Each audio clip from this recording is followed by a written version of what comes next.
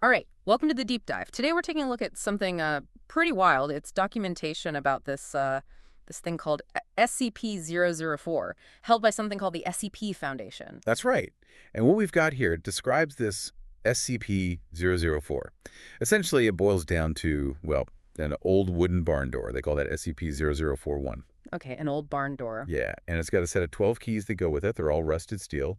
And, well, they're numbered SCP-004-2 all the way through SCP-004-2.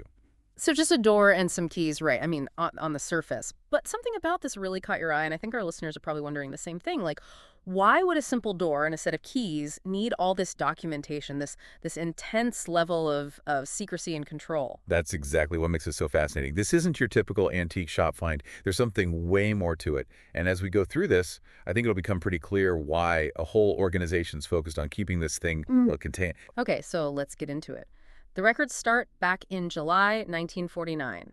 It seems like it all began with 3 teenagers just messing around, trespassing on what turned out to be federal property. Right, never a good start. No, not at all.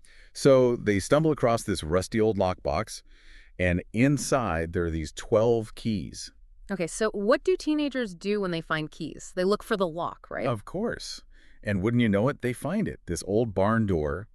And, well, that's when things go from, typical teenage shenanigans to something straight out of a horror movie. Yeah, one of them, they label him SCP-004-CAS-01. In the report, he goes missing right after they open the door with one of the keys. And then, well, it gets pretty gruesome. The local police find his hand, like his severed right hand, 8 kilometers away from that door. 8 kilometers. Yeah, and it gets worse. They found other parts of his body scattered across a 32-kilometer area. So we're not just talking about a simple disappearance here. No, not at all. This is like instantaneous disintegration and teleportation all rolled into one. Exactly. And it seems like it all happened like right when they opened the door. It's like whatever's on the other side, it's just reached out and ripped him apart. And scattered the pieces across, what, a county? Yeah, something like that. Yep. And the 2 that survived, they told the police, they said their friend was just torn into several pieces the second that door opened. Then, poof, the pieces are gone. Just like that.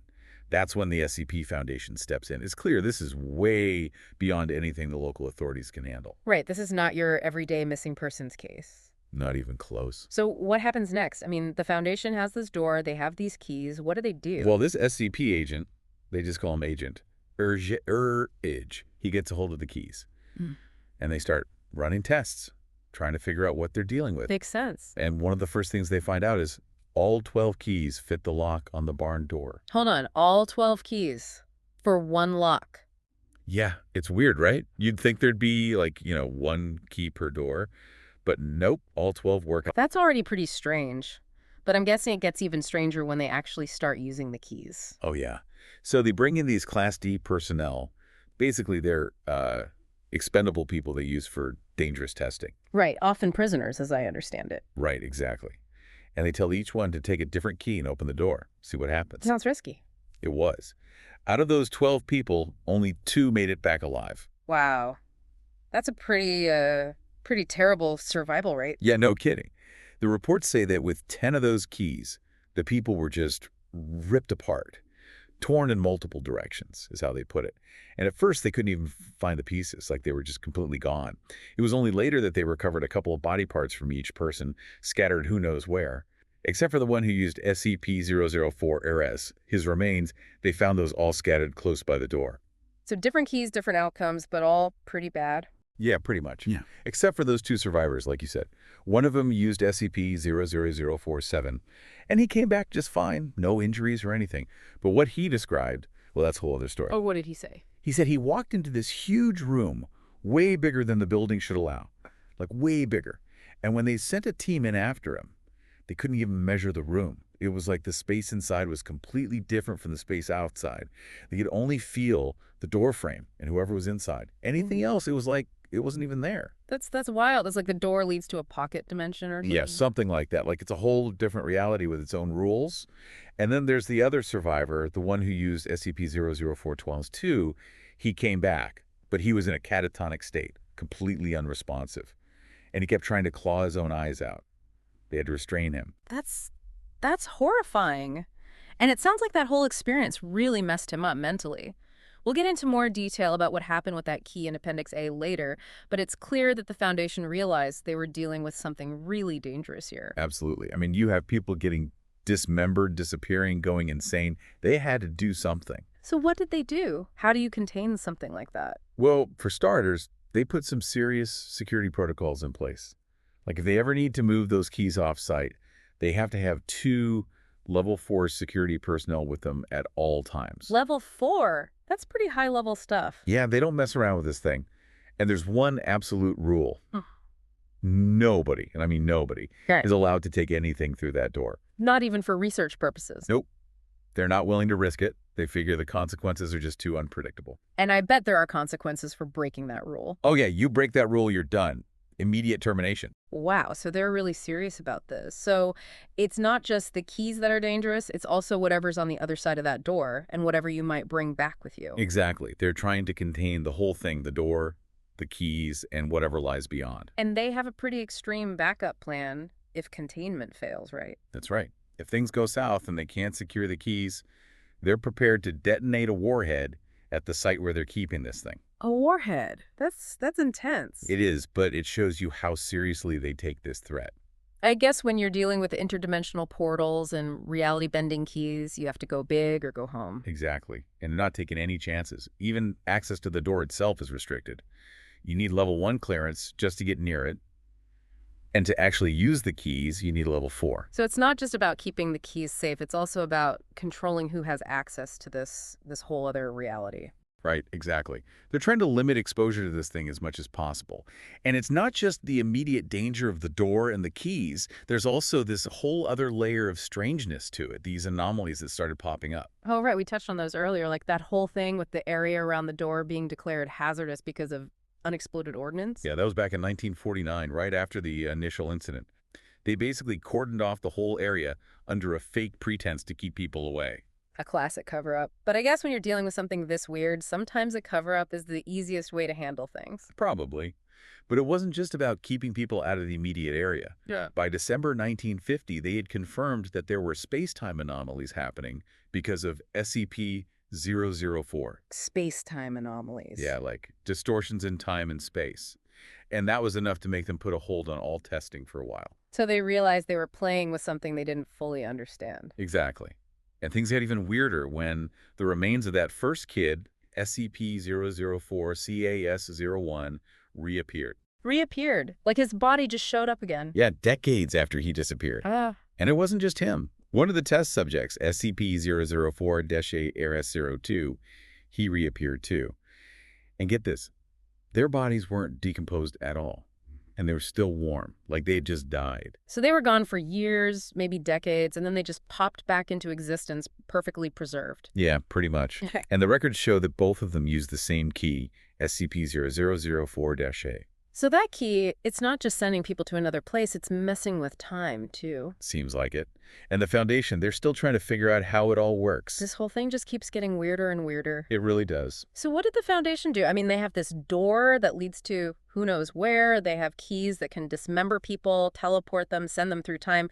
How do you even begin to contain something like that? Well, they did something pretty drastic. Yeah. In 1999, they decided to build an entire site inside SCP-004-1. Wait, inside the door, like through the door into that other dimension? Exactly. They figured if they couldn't contain the door itself, they might as well make use of whatever was on the other side. And what was their plan? What were they going to do with this space inside the door? At first, it was just supposed to be an emergency storage facility, you know, in case of nuclear war or some other global catastrophe. Okay, makes sense. A secure bunker in a pocket dimension, I guess. Yeah, something like that. But then they decided to expand the site. They turned it into a storage facility for other SCP objects, and they built this massive database to hold all their research data. So this barn door is now the entrance to a secret underground facility hidden in another dimension, and it's full of potentially dangerous anomalies and top secret information. That's about the size of it. It's like something out of a science fiction movie. I know, right? But this is what the Foundation does. They deal with the stuff that's too strange, too dangerous for the rest of the world to know about. And they're willing to go to extreme lengths to keep it contained. Absolutely, like that whole thing with the staff at Site 62. By 2001, they made it mandatory for everyone working there to live on site permanently Permanently. But why? because of those time anomalies we talked about.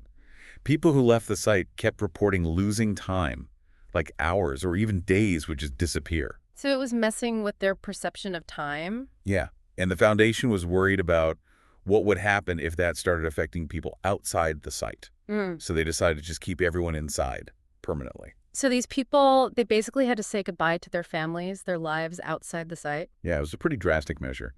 They told the families that their loved ones had died in an accident. They even went so far as to create cloned bodies for the funerals. That's messed up. But I guess when you're dealing with something like this, sometimes you have to make tough choices. I guess so. And then there was that whole incident with the power outage in 2003. Oh yeah, that was a big one. A huge power outage hit the whole area, including Site 62. And for almost an hour, the whole site was plunged into darkness. And what happened? I mean, besides the obvious inconvenience of no lights. Well, people started reporting, feeling things, sensing things in the dark. Creatures, people, but they couldn't see them or hear them. They just felt their presence. That's creepy, like ghosts or something? Yeah, kind of. And some of the personnel who had read Appendix A, the report on the mental effects of SCP-004-12, they said it sounded a lot like what the survivor described seeing. The massive green creature. Exactly. So it's like whatever's on the other side of that door, it was able to bleed through into our reality during the blackout. Maybe the power outage weakened the barrier between dimensions or something like that. It's possible. And the Foundation, they're still trying to figure it all out. So this door, it's not just a portal to other places, it's a gateway to other realities, other times. It's a Pandora's box of weirdness. Exactly. And they're just trying to keep the lid on it as best they can. And they've learned a lot about how those keys work, right? Like what happens when you use those 10 unsafe keys. Yeah, they figured out that those keys open the door to dimensions with completely different laws of physics. So that's why those test subjects were torn apart. Their bodies just couldn't handle the transition. Right. It's like going from a normal environment into a meat grinder. Yeah. And the weird thing is, their body parts didn't just vanish. They ended up in other locations. Some of them right here on Earth, some of them in places they haven't even been able to identify yet. And some of them appeared years later. Yeah, like those two we talked about earlier. It's like the door can also transport you through time. It's a temporal and spatial anomaly all rolled into one. Exactly. And the Foundation, they're still trying to figure out how to control it, how to predict where and when things will appear. And they're also looking into the possibility of using those keys to open other doors, right? Not just SCP-0041. Yeah, that's one of their main research goals. They think there might be other doors out there, other gateways to these strange dimensions. So this whole thing could be even bigger than we thought. It's not just one door, one set of keys. It's a whole network of portals, potentially leading to who knows where. It's a pretty mind-blowing concept, isn't it? It really is. And it makes you wonder, what else is out there? What other secrets are hidden behind these doors? That's what the Foundation is trying to find out. But they're walking a tightrope, trying to learn as much as they can while also containing the risks. Because some doors are best left closed. Right? Exactly. Now, remember that survivor who used SCP-004-12 and came back catatonic? Appendix A goes into more detail about what happened to him, and it's not pretty. Pretty much everyone who's used that key has come back in a catatonic state and tried to hurt themselves, usually by going after their eyes. Yeah, we touched on that earlier. It seems like that key is particularly bad news. It is. And most of the people who used it didn't survive. Only a handful made it through the initial experience, and only one of them ever recovered enough to talk about what happened. And what did he say? What did he see on the other side? He described seeing this giant green creature. He said it was so big he couldn't even see all of it. And it filled him with this primal terror, like he was looking at something that shouldn't exist. Look, something straight out of a nightmare. Yeah, pretty much. And he said it was like the creature forced these memories into his mind. These memories that were so alien and disturbing, they basically shattered his psyche.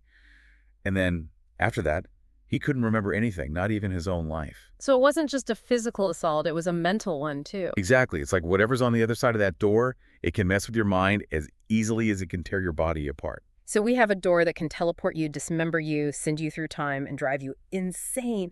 And then there's this box, SCP-004-14, which just adds another layer of weirdness to the whole thing. Right. This box, they found it in an old manager's office in the factory. Mm-hmm.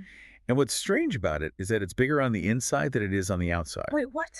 How is that even possible? They call it a spatial anomaly. It's like the laws of physics just don't apply inside the box. You can fit way more stuff in there than you should be able to. So it's like a magic bag or something? Kind of, but it gets even weirder. If you put something in the box and close the lid, it disappears. Disappears? Like, where does it go? Nobody knows. It's just gone.